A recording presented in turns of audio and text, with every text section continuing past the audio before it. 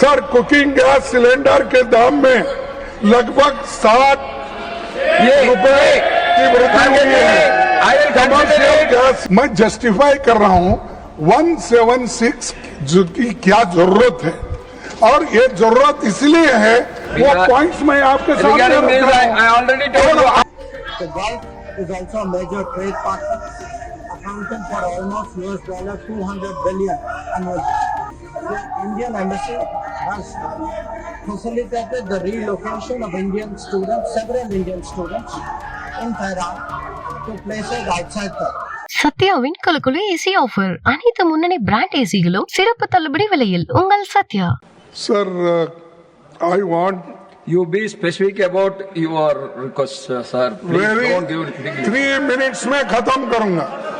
Sir, rule 176 के तहत emerging challenges for India's energy security के विषय पर मैं शॉर्ट ड्यूरेशन डिस्कशन की अनुमति के लिए अनुरोध करना चाहता हूं। पश्चिमी एशिया में तेजी से बदल रही जियो पॉलिटिकल सिचुएशन अब वहीं तक सीमित नहीं है, इसका असर भारत की एनर्जी सिक्योरिटी पर पड़ रहा है। भारत की छवि और साख पर भी इसका असर पड़ रहा है। भारत अपनी क्रूड ऑयल की लगभग 55% जरूरतें पश्चिमी एशिया से होने वाले इंपोर्ट से पूरी करता है। कॉन्फ्लिक्ट बढ़ने का सीधा असर हमारे देश में इकोनॉमिक स्टेबिलिटी पर भी पड़ेगा। उस क्षेत्र में करीब 1 करोड़ भारतीय काम करते हैं, जिनकी सुरक्षा और लाइवलीहुड वहां की स्थिरता पर निर्भर करता है। हाल ही की घटना में कुछ भारतीय नागरिक मारे गए हैं या लापता है। अरे एक मिनट, यस। खाड़ी देशों से भारत को हर साल लगभग 51 बिलियन US डॉलर्स की रेमिटेंस होती है, जो लाखों भारतीय परिवार के जीवन का आधार है। वहाँ की घटनाओं का असर भारत पर भी दिखाई देने लगा है। सर, कुकिंग गैस सिलेंडर के दाम में लगभग 60 रुपए की वृद्धि हुई है। कमर्शियल गैस सिलेंडर 115 की वृद्धि हुई है। इसका बोझ गरीब परिवारों पर पड़ा है। इसीलिए मैं आपसे निवेदन करता हूँ। I am coming back to you. Honorable. I am telling I am coming back to you. Sir, definitely I am coming back to you. Please take your seat. Honorable Chairman, sir. Honorable. No, wait. I understand. I only give him time. I understand his subject. Please. No, 1 minute. Sir. Now, honorable leader of the house want to respond to this. No, you wait. Honorable leader want to respond. Honorable leader of the house want to respond to this. Sir, 1 minute. sir, ji, only 1 minute. ये बार Only 1 minute. आदरणीय Only 1 minute. Only 1 minute, please. All others, please take your seat. All others, you please take your seat. Except Garge, all of you, please take your seat. Jay, you please complete so quick. Sir, मेरे पूछ रहे थे, ताजुब लगा। मैं justify कर रहा हूं 176 की क्या जरूरत है, और ये जरूरत इसलिए है, वो पॉइंट्स मैं आपके सामने रख रहा हूं। I already told you. I am coming back to you after due consultation on 176. Please take your seat. Now let No, the this is minister not make his necessary. statement. Sir, this is not necessary. No. When 176 we discuss, I am assuring you. everything will come. Everything will come. So, No, I am coming back to you after this.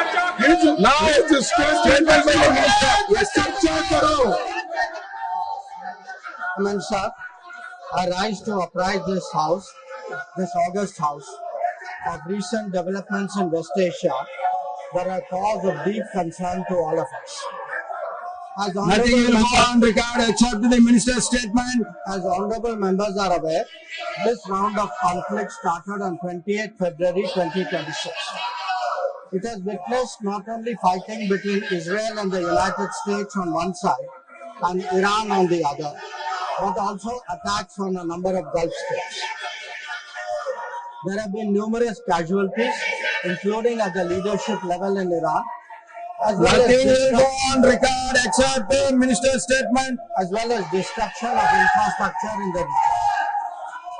At the very outset, government had issued a statement on 28th February expressing its deep concern and urging all sides to exercise restraint, avoid escalation, and prioritize the safety of civilians. We believe, and we continue to believe, that dialogue and diplomacy should be pursued to de-escalate tensions and address underlying issues. Sir, it is also imperative that the sovereignty and territorial integrity of all states in the region be respected. Given the gravity of the situation, the Cabinet Committee of Security, CCS, met on 1 March under the chairmanship of the Honorable Prime Minister. It was briefed on the airstrikes in Iran and the subsequent attacks in several Gulf countries. The CCS was concerned over the safety and security of the Indian community in the region. It also focused on the implications for regional security and for economic and commercial activities. The committee was apprised of difficulties faced by Indian travelers transiting the region and by students appearing for scheduled examinations in these countries.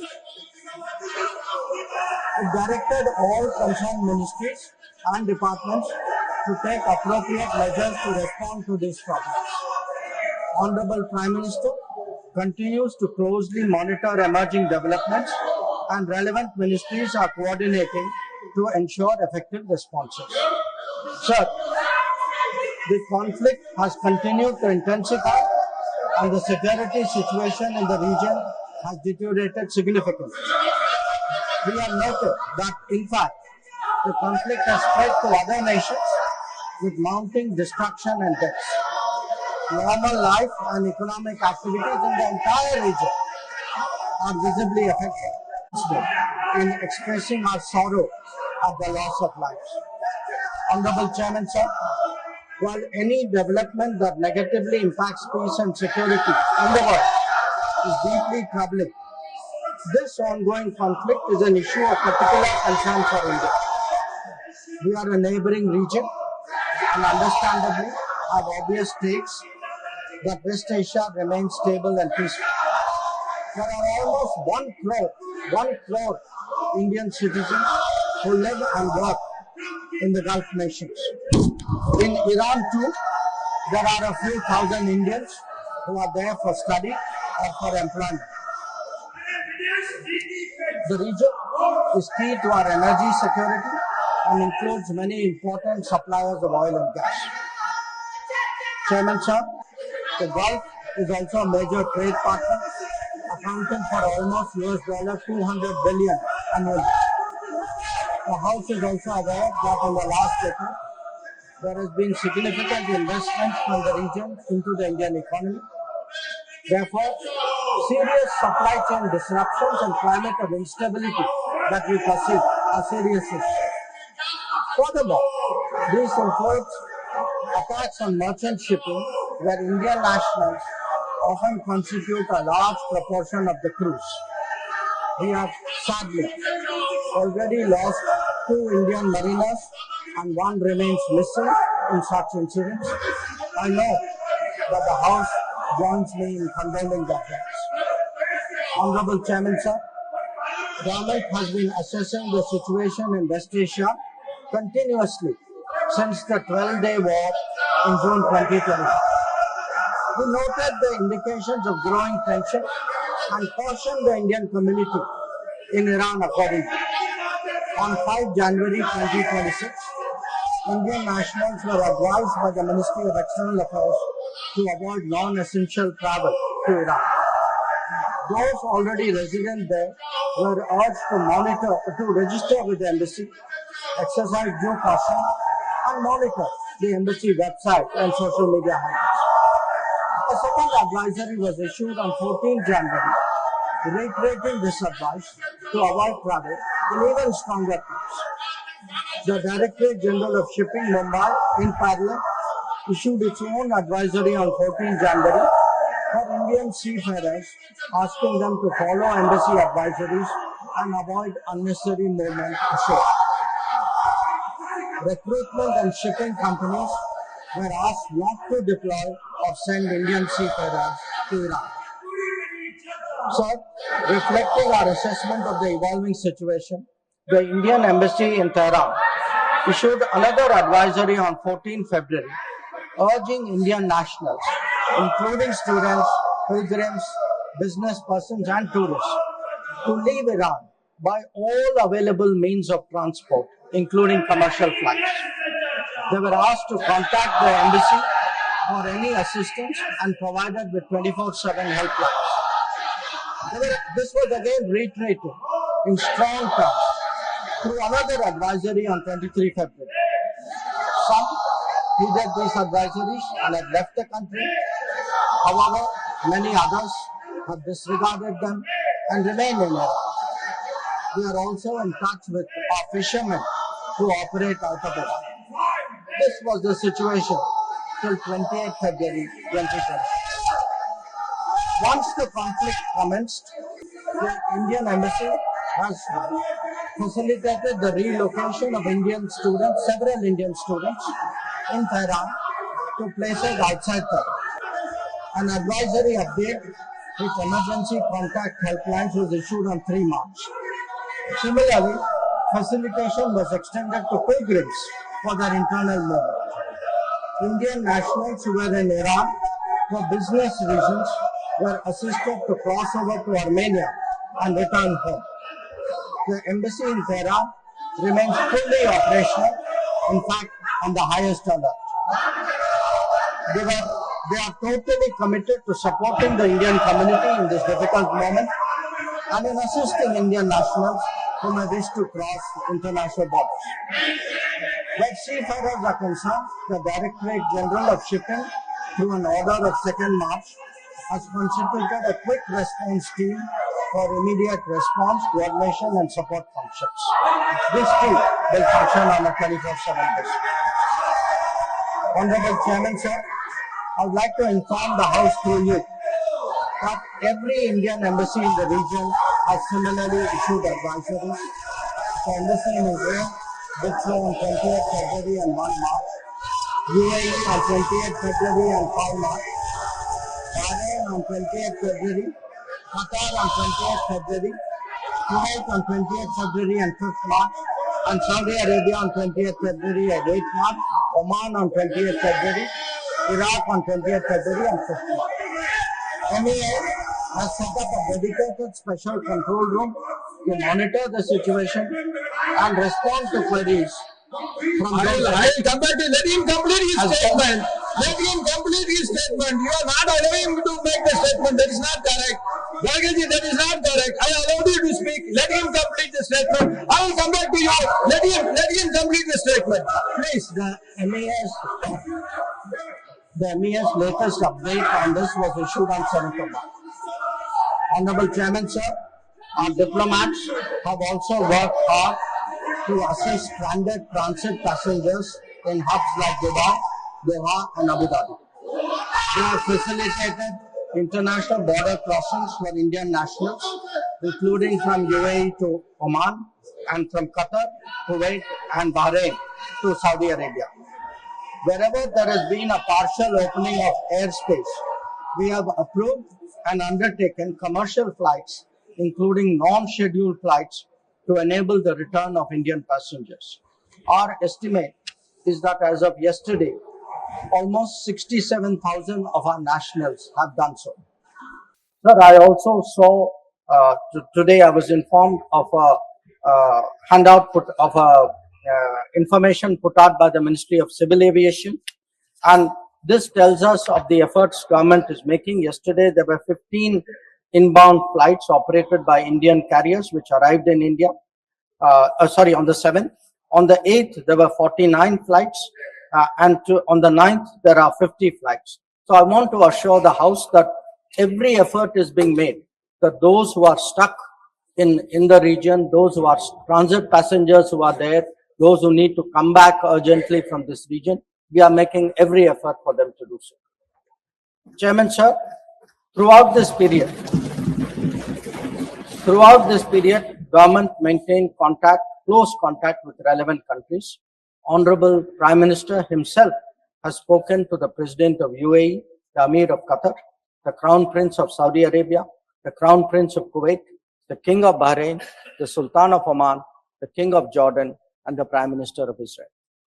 In each case, we received assurances that the well-being of the Indian community would be a priority for the host government.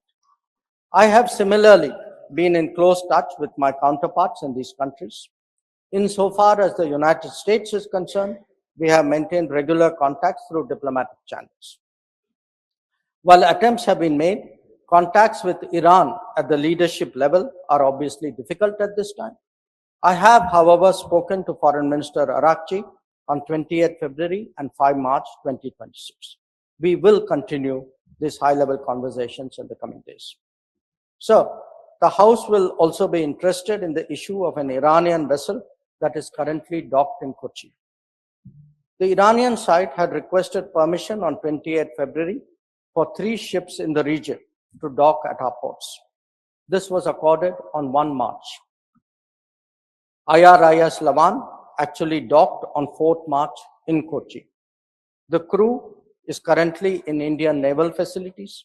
We believe that this was the right thing to do, and the Iranian foreign minister has expressed his country's thanks for this human gesture. Honorable Chairman, sir, in view of the implications of this conflict for our energy security, I also seek to address that particular concern. Government remains committed to ensuring that fully taking into account availability, costs, and risks of the energy markets. For us, the interests of the Indian consumer has and will always be the overriding priority. Where required, Indian diplomacy has supported the endeavors of our energy enterprises in this volatile situation. Honorable Chairman, sir, let me conclude by highlighting the 3 guiding factors of our approach. 1. India is in favor of peace and urges a return to dialogue and diplomacy. We advocate de-escalation, restraint, and ensuring the safety of civilians. 2. The well-being and security of the Indian community in the region is our priority. We will continue to work with the governments of the region towards that end. And 3. Our national interest, including energy security and trade flows, will always be paramount. I'm confident, sir, that the government has the full support of this August House on this matter. I thank you. சத்யாவின் கலக்குலு AC offer. அனைத்து முன்னணி brand ஏசிகளும் சிறப்பு தள்ளுபடி விலையில். உங்கள் சத்யா. மின்னம்பலம்.com தமிழின் முதல் மொபைல் பத்திரிகை.